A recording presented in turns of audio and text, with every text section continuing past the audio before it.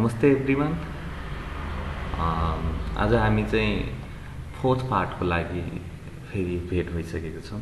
Fourth पार्टमा हामी कुरा गर्नेछौँ जावा स्क्रिप्टको लोजिकल पार्ट। यसलाई कन्ट्रोल स्ट्रक्चर पनि भनिन्छ। यसमा इफ पर्छ, इफ एल्स पर्छ, एल्स इफ पर्छ अनि स्विच पर्छ यसमा चाहिँ है। सो सबैभन्दा पहिला इफ कन्डिसनको कुरा गरौँ। इफ कन्डिसनमा के हुन्छ भनेदेखि कन्डिसन मिल्दा मात्रै एन्सर आउँछ है।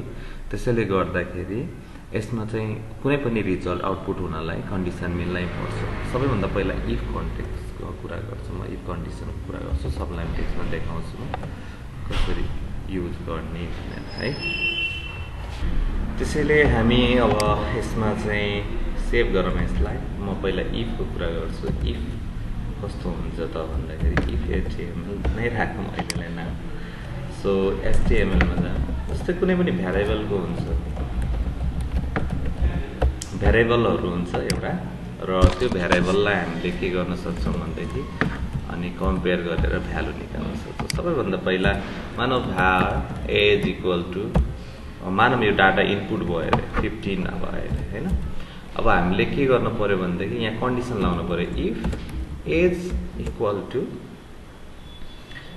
ग्रेटर देन इक्वल टु 18 भन्दा बढी भए चाहिँ छ भने अब यहाँ गएर डकुमेन्ट डट राइट के हुने त भन्दाखेरि यहाँ चाहिँ हामी एडल्ट आउने रे। 18 भन्दा माथिकोलाई एडल्ट हामी लेख भन्न सक्छौँ। अब यो रिजल्ट आउनलाई 18 भन्दा माथिको हुनुपर्छ। जस्तै यसलाई हामीले यसरी ओपन गऱ्यो भने केही पनि आउँदैन। सो हामी इफ कन्डिसनको यसलाई डबल क्लिक गरौँ, इन्टरनेट एक्सप्लोरर। सो इन्टरनेट एक्सप्लोररमा केही पनि आउँदैन। अब हामीले यसको लागि के गर्नुपर्छ भन्दै एल्स भन्नेमा जानुपर्छ।